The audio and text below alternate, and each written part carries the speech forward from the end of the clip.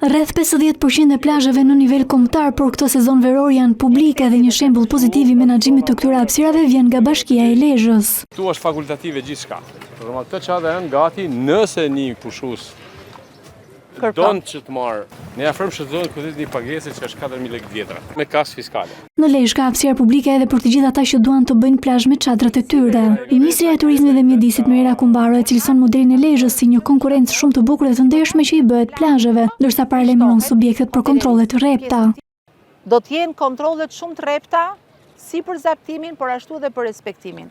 Bashkia e ofron me kasë fiskale shërbimin e çadrave, Bashkia Lezhë.